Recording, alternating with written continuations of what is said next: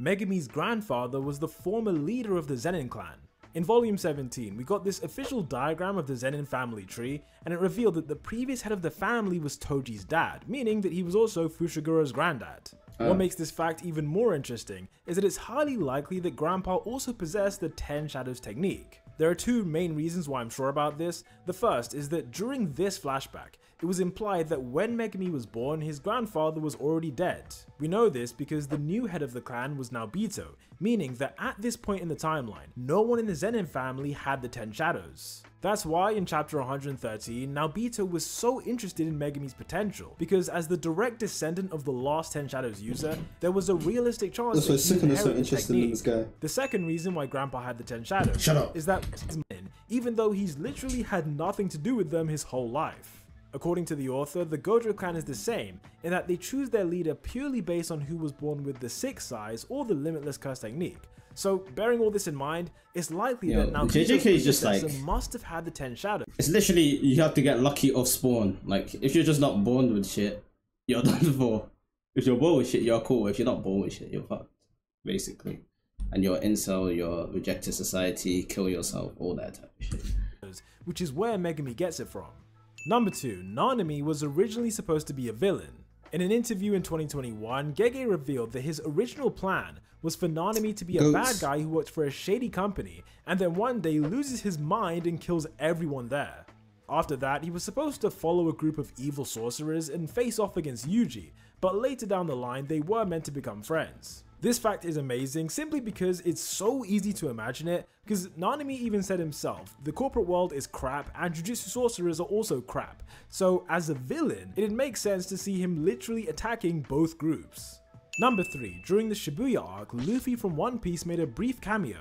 In chapter 83, there was a scene where Gojo was trying to figure out what the villains were up to, and he flies over a crowd of people who were dressed for Halloween. In that crowd is this one person who's wearing a straw hat that seems to also have the same hair as Luffy, which makes you wonder, is this just a really good cosplayer, or is Gear 5 so overpowered that he can now just travel between— It has to be a cosplayer or he wouldn't have died. Number 4. He would have saved Shibuya by itself and it would have saved JJK by itself, and so did everyone there. 13 of Jujutsu Kaisen, Gege explained the full story of Playful Cloud. In case you don't know, Playful Cloud is a special grade curse tool and it's been passed around more than any other weapon. The first person to have it was Toji Fushiguro, and he stored it inside this cursed spirit that he carried around with him. Following Toji's death, Geto then took control of the spirit by using his curse technique, and in the process, Playful Cloud became his. In the JJK movie, he whips it out during his fight against Yuta, and after he loses, Gojo takes the weapon back. However, the Zenin clan argued that since Toji was the original owner, the weapon technically belongs to them, and so Gojo used his influence to make sure Maki was allowed to have it. In the Goodwill event, Megami then stores it inside his shadow, having no idea that it used to belong to his dad, and he and Maki then use it to fight against Hanami. Todo then has a go using it after them, and things then come full circle when Toji's soul uses it for the last time. Number 5. Tengen is by far the oldest sorcerer in Jujutsu Kaisen, but did you know that this is what she originally looked like? Although her curse technique makes her immortal— Gedge, bro, what are you doing? You're selling, bro. Change her back. What the fuck is this? But did you know that this is what she— This is the better version, bro. Originally looked like? Although her curse technique makes her immortal, she still goes through the aging process. It looks like Femboy and so every 500 Mahito. years, she needs to reset by absorbing another person. In one chapter, we saw that there were at least 3 previous vessels, meaning by default, Tengen has to be at least 1,500 years old. Number 6. When Gege originally began writing this series, he never expected to continue beyond the events of Volume 0. As far as he was concerned, the story ended with Rika's curse being broken, and his plan was to start writing a new manga about a Japanese idol. That being said, when the chapters turned out to be more popular than expected, his editor advised him to keep expanding the JJK universe. This helps to explain why concepts like domain expansion weren't included in the climax of Volume 0, because Gege generally hadn't thought of it yet. Number 7. Back in the arc, Kenjaku tricked everyone by secretly using his gravity manipulation. As we now know, Kenjaku has the power to mess with gravity, which is a curse technique that he stole from Yuji's mother. During the Shibuya arc though, we had no idea that he had gravity related powers, and so when the prison world was forcefully slammed into the ground, there was no reason to suspect that Kenjaku was secretly responsible. Now, you might then be wondering why he'd do something like this, the rest of the reasons, but Kenjaku didn't want to go with them.